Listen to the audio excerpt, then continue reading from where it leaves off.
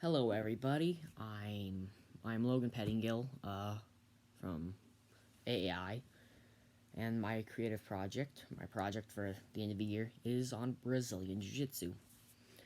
So first of all, I want to talk about what really got me into Brazilian Jiu-Jitsu. And I had always been a very big, well, not always. For the past 5 years or so, I've been a big mixed martial arts fan, and I had been wanting to train in something for quite a while. So I'd wanted to do karate for a while. For a while, I wanted to do jujitsu, and then I thought, oh, I want to do wrestling instead. And I thought Muay Thai, boxing, all that other stuff. And then I thought, I want to do all of it. I want to do mixed martial arts. So I went and looked for a gym.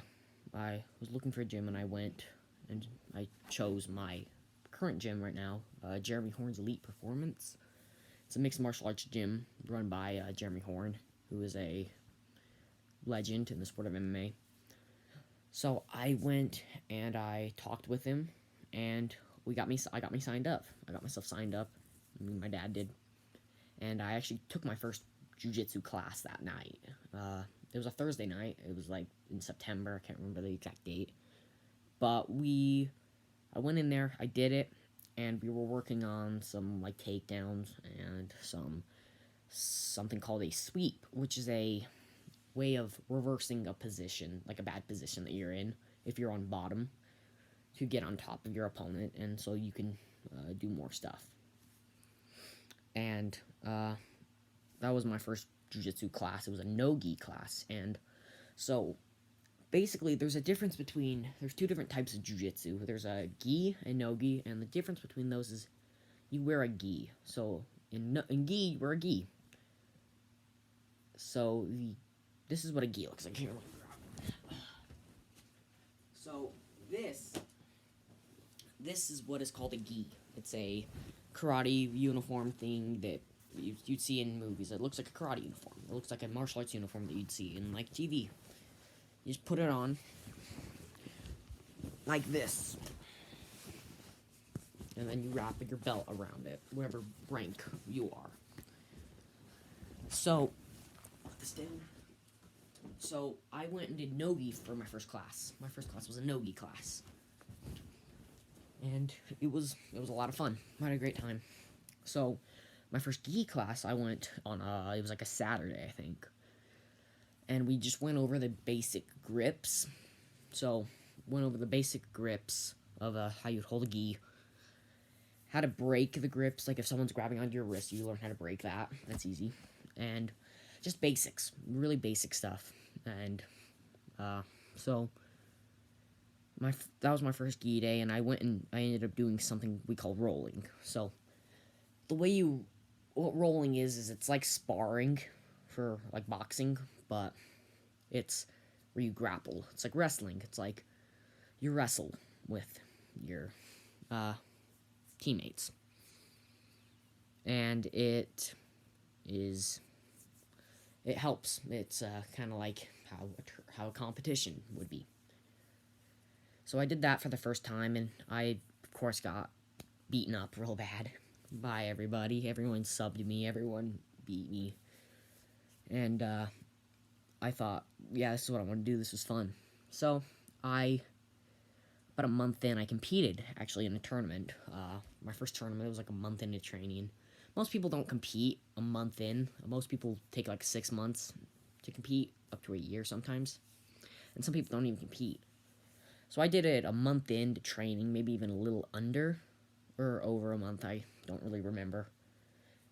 But it was this local jiu-jitsu competition that is always around here, and they do one like almost every month. So they're called Impact BJJ, and they're a jiu-jitsu competition. And the way they work is they're double elimination tournaments. So you get 2 guaranteed matches, and if you lose your first match. So I lost my first match in the competition, and so I was placed into a 3rd place bracket. That's how this one worked. So I lost my first match, and then I won my last 2, and I took third place.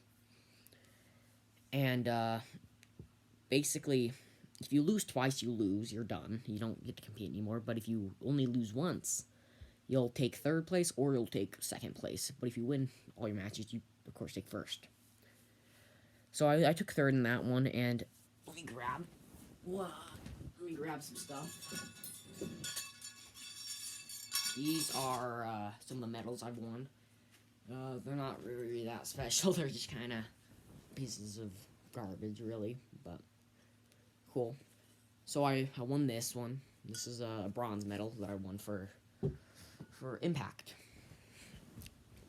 So then I decided to compete again. I thought, oh, that was fun. I want to do that again.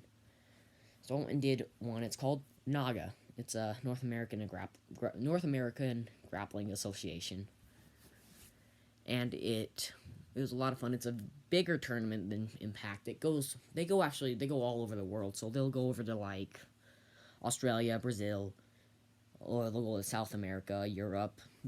They have tournaments everywhere. So they came to Utah, and I did that one in March, I believe. And I took second in 3 divisions. Kind of a sucky thing, but it's okay. My first division, I lost my first match, and then I won. My second division, I lost both matches, and then my third division, I lost both matches again.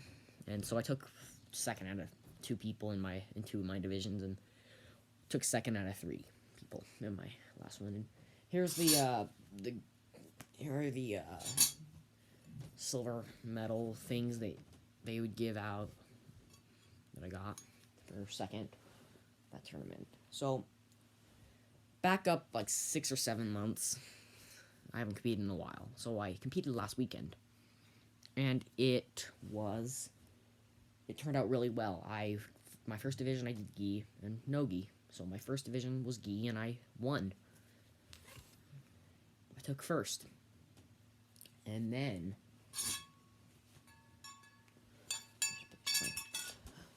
in my second division, it was no-gi. So the funny thing about that one was I had gotten a match that I had no idea I was going to get.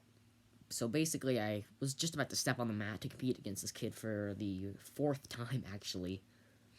And there was another kid that was competing. So they put another person in my division, which was really nice. So this one kid I competed against a bunch. He beat this one kid, and since this tournament that I did, it was called Grappling Industries. So the way their format is they're a round robin tournament. So I compete against everybody. And I think I forgot to say what Naga was. Naga's a single elimination, but if you don't have enough people, then they'll do just like a best of 3. So that's kind of what I did for both of those divisions. It was like best of 3 with everybody. And for this one, so that last one I had with Nogi, it was actually, they did round robin. So this kid I won. This kid that I beat won. So he was guaranteed he's going to take second. And then the kid that he lost, that he beat, competed against me to see who took first, I think. I don't know, I didn't get it either. I don't really get it. But I defeated this kid pretty quickly. And then I took first in no-gi as well. So that was fun. So another thing I would like to talk about, and this is why I'm talking about the tournaments, is the nerves of a tournament, the anxieties, the nerves of having to compete. And if you've ever competed in any sport, you know you're going to have nerves before you step on the field or step on the court. Or, for me, step on the mat. You're going to have nerves. And my first one I did, I was nervous throughout the whole thing. Even after I was done with my first match, I was still nervous. Even during the whole thing. Even when I was competing, I was nervous a little bit. Like, the only time I wasn't nervous for that was when I was grappling. When the ref said go and we went. So that one I was nervous pretty much the whole time. For the second one, I was only nervous until I competed the first time, and then this one I wasn't really that nervous, and I really wasn't. The nerves kind of went right as I stepped on the mat and looked my opponent in the eyes. So I did that, and it was. It's always a great experience to compete in anything. So a lot of people have different ways of calming their nerves. For me, my way of calming my nerves has been telling myself what's the worst thing that could happen to me. There's really not anything super horrible that can happen to me in this. It's just for fun. I'm only going into it to have some fun. And that's the reason I'm doing it. I love to do it, and I think it's fun. And that always helped me. And some people have a different take on it. Some people have listening to music helps them calm down. It helps. I've tried that, and it does help, but I tend to not do it as much. And last when I did, I forgot my headphones, so that wasn't very pleasant. But I think that just find something that works for you, however, whatever that is.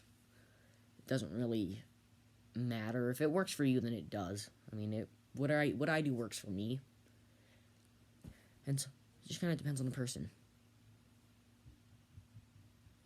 So I'm competing actually in February as well. I'm gonna be doing another tournament, and it's gonna be fun. I will document that, and I've got video of the other ones to show. And I'll break those down here in a little bit later. And so, another thing, one more thing the last thing I'm gonna go over is the belt system for Brazilian Jiu-Jitsu. Yeah. So, the belt system works like this. Adults and kids have two different belt systems, and you're actually not allowed to get a blue belt in Brazilian Jiu-Jitsu until you're 16 years old. And I'm almost there, so I'm almost there. Got 4 stripes on my white belt, so I'm almost there. And so, let me see, the way it works is, I'll go over the kids' belt system first. The kids' belt system goes like this. You get a white belt, of course, and you have to get 4 stripes. You have to get 4 stripes on that.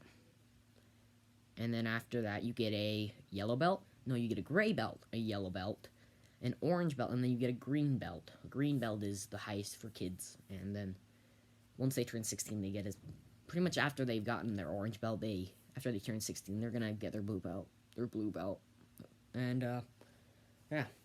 So the adult belt system works like this: you get a white belt, and you have to get 4 stripes on that, and then you get your blue belt, and then after you get the stripes on that, you go to your purple belt, then you go to your brown belt, and then you go to your black belt, and that's pretty much the end of it. Except there is one more belt that you can receive. It's the red belt, which is really only for grandmasters, and it's like, that's pretty much just grandmasters. There's actually very few red belts in Brazilian Jiu-Jitsu right now. There's a couple, but not a whole lot. And yeah, so for me, the way this is gonna work for me is I'm never gonna have to do the kids belt system. Since I started when I was like 14, I'm not gonna have to do it. I'm gonna my next belt I get will be my blue belt, and I'm hoping that'll be soon. I'm hoping I'll get that soon. That'll be cool. But yeah, that's all I have to say about Brazilian Jiu-Jitsu for now. Just kind of talking about how I got into it in competition. So I will talk about this later.